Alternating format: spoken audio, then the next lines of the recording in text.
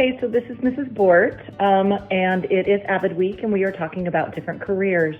If I were a vet or a veterinarian and wanted to work with animals, I would have to go to school for 8 to 10 years. So that means I would go all the way through high school, graduate from high school, and then have to go to college for 8 more years. One thing that they recommend when you're a vet is, or want to be a vet, is that you volunteer at local animal shelters. You work with animals. You can be in 4-H or FFA. They want to make sure that you are comfortable with animals and willing to work with them. This is my kitty. Her name is Penny. She helped me pretend I was a vet. Hi kiddos, it's Mrs. Kaufman and I'm here today to talk to you about being a beautician.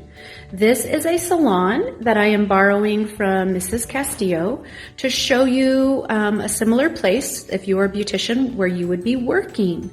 Inside of a salon, you would have a chair that is able to go up and down, so if you are working on somebody shorter or taller, you can reach their heads better. It is stationed in front of a big mirror so that you can see what is happening to your hair as being done. There are several products and curling irons and blow dryers that they use when they are doing your hair. They have a sink and a chair that they wash your hair with. They do this when you get your hair cut or after you have had your hair colored. They wash the color out. There are several shampoos, products, lots and lots of towels that they use when they are doing your hair. Most salons also have a big hair dryer to put people under in case they are getting a perm to dry the curls into their hair. When you are a beautician, you have to go to cosmetology school for about 8 months. After the 8 months, then you go to the state of Washington's government and you take what they call a test to get your license. Once you pass that test, you then have your beautician's license and you can go ahead and get a job at a salon or build your own salon. This is an outfit that somebody who is a beautician would wear.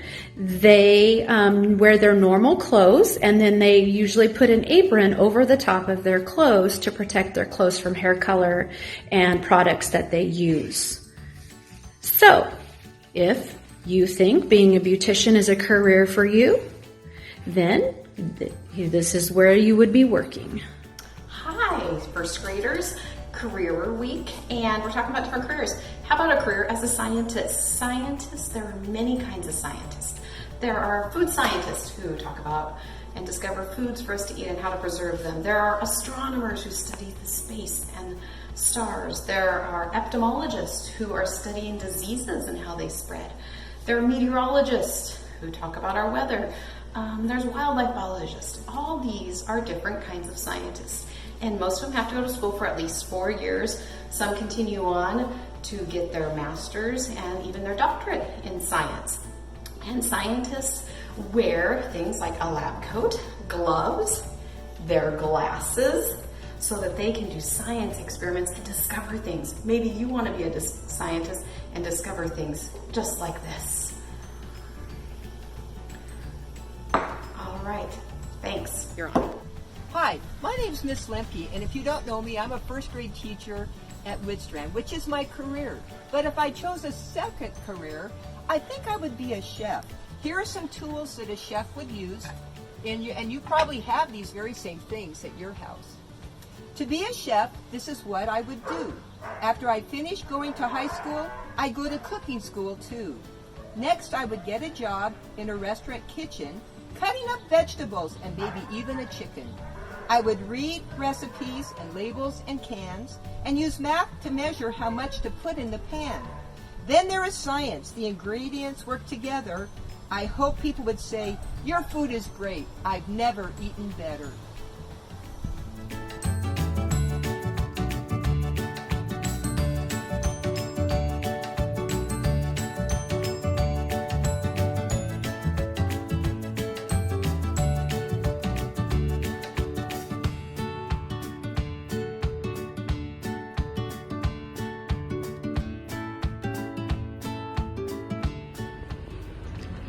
Hola, soy Miss Fajardo, pero hoy también soy una agricultora.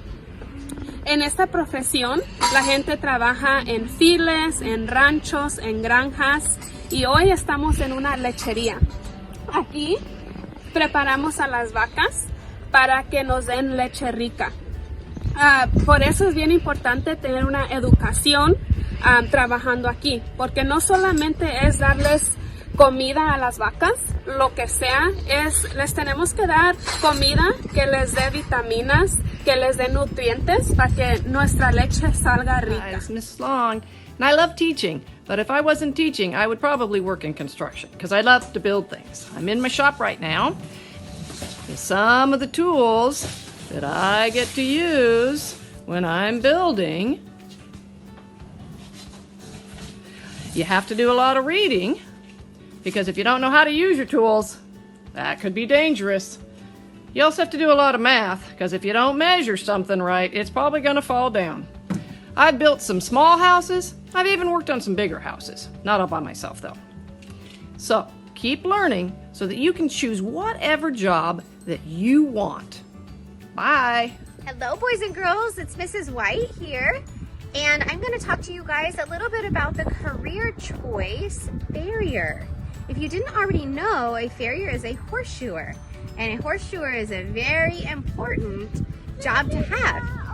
A farrier needs to keep horses' feet good and healthy so that you can keep them as a pet, or you can use them to ride, or any other jobs that you may have for your horse. So today, my little girls have their pony here, and what they're gonna do is they're gonna show you what it looks like to check their feet and make sure they are healthy. Hey, Oakley, go ahead. She's gonna show us how to lift her pony's feet and look underneath to make sure her feet are healthy. How do they look? She says pretty good. Put her down and give her some love. So she did a good job. If you are considering becoming a horseshoer, you will have to enroll in a school that has a farrier program, and that program is about 1 year long, and you will learn all there is to know about keeping a horse's hoof or feet healthy. All right, boys and girls, I hope you enjoyed this video of our pony, and I hope you're having a great week.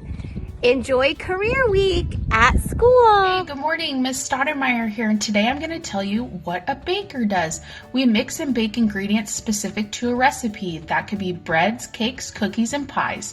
And we sell these in grocery stores or restaurants. Our day starts very early, sometimes in the middle of the night. We have a uniform we wear, hats, hair back so it doesn't get in our food, and a nice, pretty apron. Some of the equipment we use while we were baking might be a rolling pin, cookie cutters, and some of the more common ingredients you would find: flour, baking chocolate, and sugar. So go bake something with your family and have fun. Have you ever dreamed about flying in the clouds? If that interests you, then becoming a pilot would be a great career. You first have to start out as a private pilot. And did you know you could get your private pilot's license at the age of 16, just like a driver's license? You'll need to fly lots and lots of hours and upgrade your ratings. If you decide you want to become a commercial airline pilot and fly the big planes or jets, you can take a couple different routes. You can choose to get your bachelor's degree, but it's not required. But if you get your bachelor's degree in aviation or aeronautical engineering, you'll make lots more money as a commercial airline pilot. But either way, whether you go to college or you don't go to college, your dreams of becoming a pilot can come true, but you'll just need to fly a lot of hours. 1,500 hours of flying in small planes, and then you gradually upgrade your ratings, and then you can become a pilot.